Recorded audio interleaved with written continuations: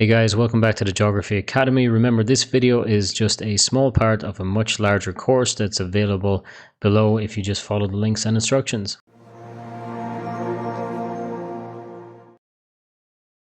This is part 7, Superpowers for Edexcel.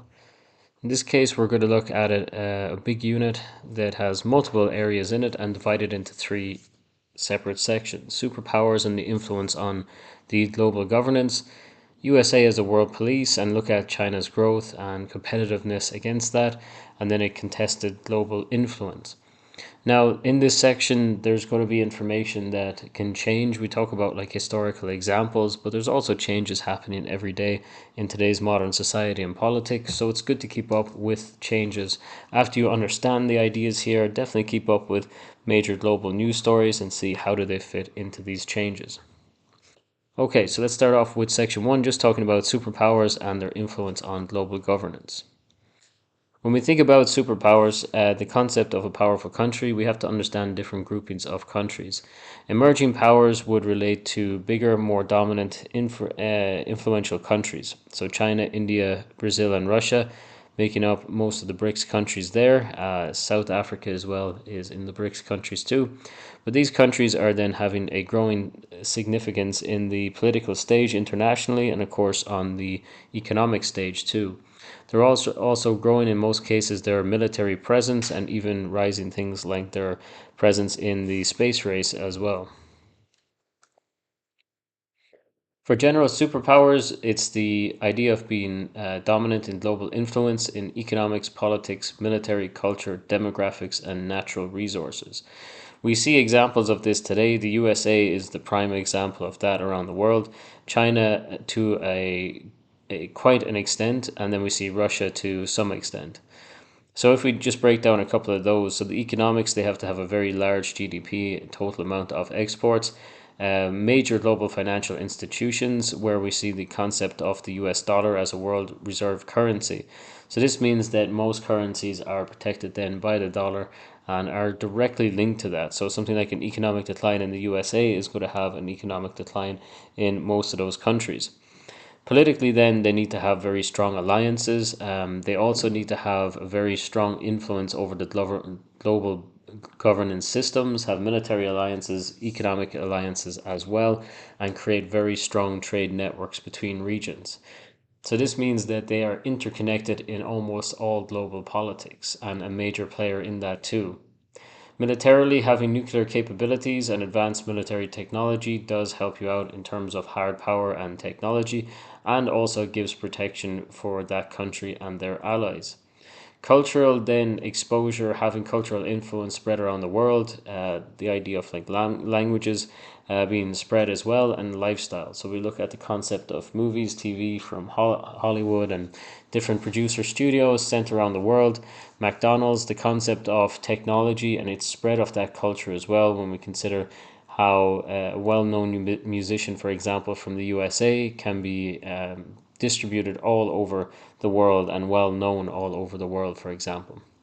Demographics, then, generally, they have a high population, a growing population as well, and an increase in a very high skilled workforce. This would be the concept that they would be highly sought after as well for migration. So, a lot of migrants would like to move to these type of powerful countries and become a part of the country there, as it has a lot of appealing elements to it as well.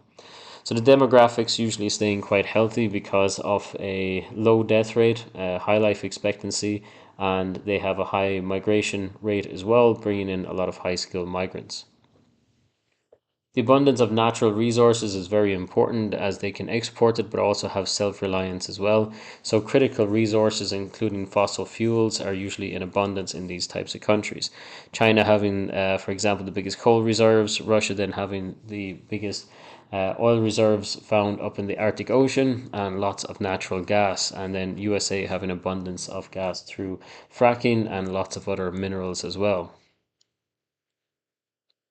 A regional power, then, is a country that is going to be incredibly significant for their geographical location. So they have less of a dominant global influence, but they do have a quite a big global presence.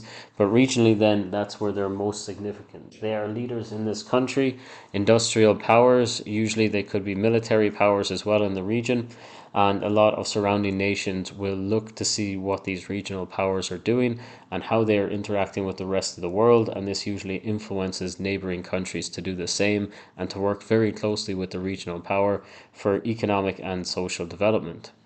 So this can create then a reliance on those areas, and then this creates a regional significance. Now, whether it is the emerging markets, emerging economies, whether it is the main superpowers that we see with USA and China, and to an extent Russia, we see that hard power is often exerted. Now, hard power means influence by forceful methods, and we can see military intervention and things like military invasions. So, the USA invasion of Iraq, for example. The economic sanctions then that are placed on countries, for example, Russia post 2014 Crimea annexation and up to present day in the Ukrainian invasion. The strengths is that they can be effective in short-term conflicts, which means it can be finished, and then they can have power change in the region, and then they can also have favorable trade relationships in the future for maybe raw materials. So this creates then a short-term major change that ends up in their favor. This can also use direct force, and this can outmaneuver and outforce a lot of opposing sides. So this is why, for example, the USA hasn't been invaded in terms of like global powers don't look to invade the USA, for example, because the military power is there to protect it, and they can rely on things like being a nuclear power as well as a deterrent as well. The same concept with Russia too. They're a nuclear power with nuclear deterrence, but this can lead to weaknesses then. So you've got backlashes of communities of people that have been invaded. You have long-term resistance then when we think about Afghanistan, for example, was controlled by the USA for many years. And when they were removed from the area and they were saying that they were going to leave the area, the resistance force, the Taliban, quickly took over the country with very to little resistance. So this meant that all along this group had been formed in resistance to the USA, so they didn't really have long-lasting permanent influence over the country because it had a massive backlash. Expensive and policy risk. So if the policy is risky, this just means that they could end up having a negative viewpoint in the public opinion. They could lose international deals, and they can weaken their connection with other countries. They could also be breaking treaties and agreements that have been agreed internationally for their own benefit, losing the power then to influence maybe countries that are more powerful and had been abiding by rules. So in effect, then hard power can make changes very quickly, and they can also be very costly for the superpowers too. But the ability to have hard power is the critical element to being able to hold your superpower status in the world.